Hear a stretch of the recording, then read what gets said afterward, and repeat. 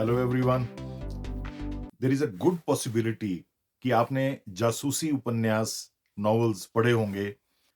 बचपन में Sherlock Holmes, Hercule Poirot, Karamchand, Byomkesh Bakshi, Rajan Iqbal जैसे डिटेक्टिव्स के हम बहुत फैन थे।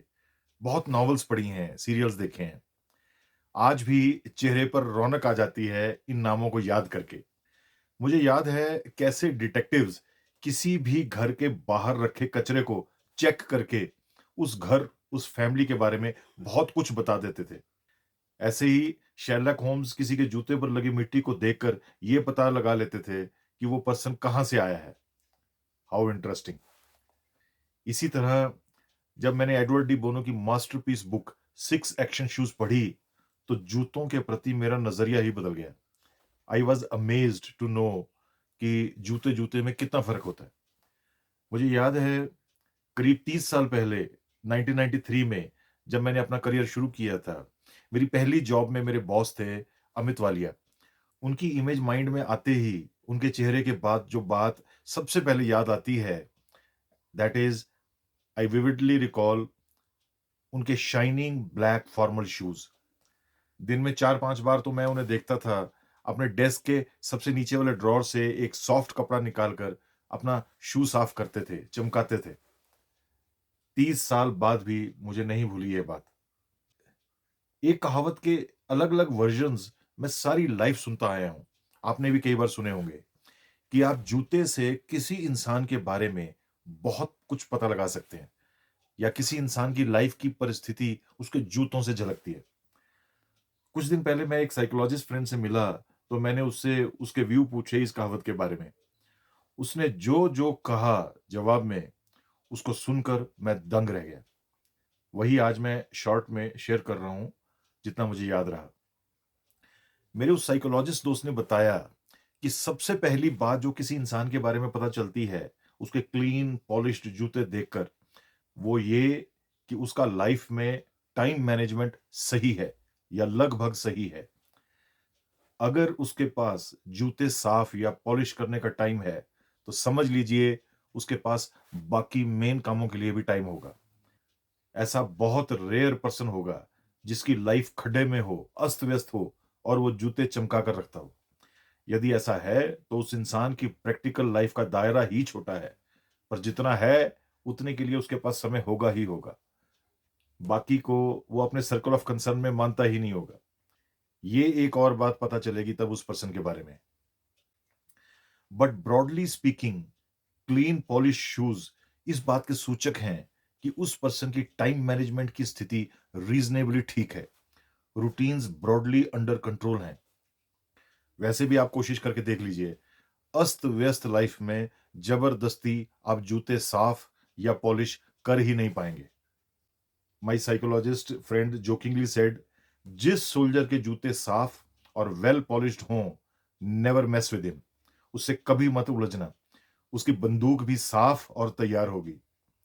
If he has gone to the extent of taking care of his shoes, then his weapon would also be clean and ready. दूसरी बात, my friend said, जो जूतों से पता चलती है वो ये कि उस शख्स की माली यानी फाइनेंशियल हालत कैसी है और वो उस हालत को किस नजर से देखता है। फॉर एग्जाम्पल, अगर उसने महंगे जूते पहने हैं पर गंदे हैं, तो ये इस बात की तरफ इंडिकेट करता है कि उसके पास जो वेल्थ है उसके प्रति वो संजीदा नहीं है, केयरलेस है। और यदि उसके जूते सस्ते या पुराने हैं पर वेल मेंटेन्ड हैं या प्रॉपर्ली रिपेयर्ड हैं, क्लीन हैं, तो इसका मतलब है कि उस पर्सन के पास कम है, पर जितना है उसको उसकी कद्र है। सब वेल मैनेज्ड, कंट्रोल्ड है। दो और ज़रूरी बातें जो साफ पॉलिश्ड जूतों से ज़ाहिर होती हैं, ही सेड, कि एक तो ये है कि वो पर्सन प्रोक्रेस्टिनेट नहीं करता होगा, बाय एंड लार्ज। प्रोक्रेस्टिनेट यानी टाल-मटोल, किसी भी काम को डिले करते रहना कि कर लेंगे, बाद में देख लेंगे, क्या जल्दी है। क्योंकि जूते साफ करना, मिट्टी वगैरह हटाना, उसे पॉलिश करना, चमकाना, इन्हेरेंटली बड़ा बोरिंग काम है। ही सेड, मेजॉरिटी पर्सन्स जूते पॉलिश करने की नीयत के बावजूद भी अक्सर इसीलिए पॉलिश नहीं करते, क्योंकि वो इस नॉन ग्लैमरस, नॉन एक्साइटिंग काम को टाल देते हैं। उनकी रूह ही नहीं करती इस काम को करने की। और इसके उलट, अगर कोई भी पर्सन शू मेंटेनेंस जैसे काम से कतराता नहीं, वो हर काम का बिना छुपे सामना करता होगा और करके हमेशा जल्दी फ्री हो जाता होगा। और दूसरा कि वो पर्सन डिसिप्लिन्ड होगा। अब सोचने वाली बात ये है कि जूते का डिसिप्लिन होने से क्या लिंक है? एक्चुअली इनडिसिप्लिन का रूट कॉज़ है दिमाग का इमोशंस को आत्मसमर्पण। फॉर एग्ज़ाम्पल दिमाग कहता है सुबह हो गई जागो, दिल कहता है कि सो लो थोड़ी देर और। दिमाग कहता है जंक फूड मत खाओ, दिल कहता है दबाकर खाओ टेस्टी है। इसी तरह दिमाग कहता है जूता साफ करो, फिर पॉलिश करो, दिल कहता है बाद में कर लेंगे। ऐसे में अगर आपने ब्रश और पॉलिश उठाकर जूते पॉलिश कर दिए, तो समझ लीजिए आपने बेलगाम दिल को लाइन हाज़िर कर दिया, काबू में कर लिया।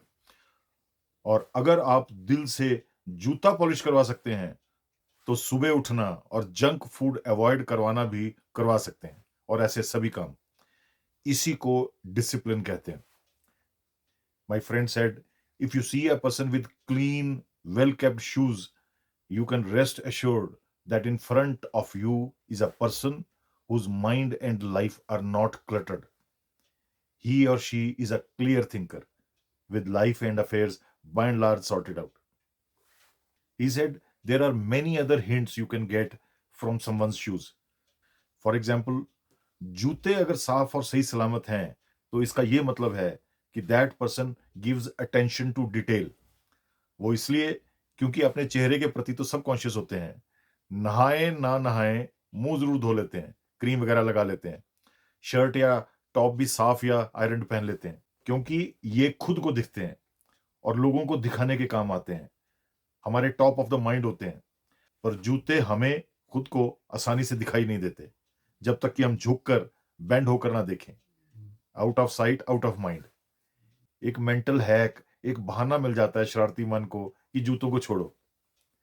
इसीलिए जूते पर ध्यान देने वाला इंसान लाइफ में अटेंशन टू डिटेल वाला इंसान है। इसी तरह जूता हिंट देता है कि कोई पर्सन कंफर्ट को इंपॉर्टेंस देने वाला है या दिखावे स्टाइल को। कन्वेंशनल, ट्रेडिशनल यानी ऑर्थोडॉक्स है या कंटेम्परेरी, वक्त के साथ चलने वाला। उसका कॉन्फिडेंस लेवल क्या है?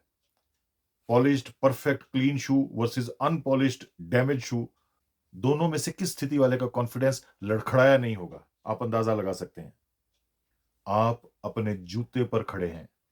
आपकी लाइफ, आपका वजूद आपके जूते में है। जूते आपकी लाइफ और आपका आईना है, रिफ्लेक्शन है। एल्बर्ट आइंस्टाइन ने कहा था, if you want to know someone, just look at their shoes. The outer world is a reflection of the inner world, he had said. Thank you for your time. God bless you.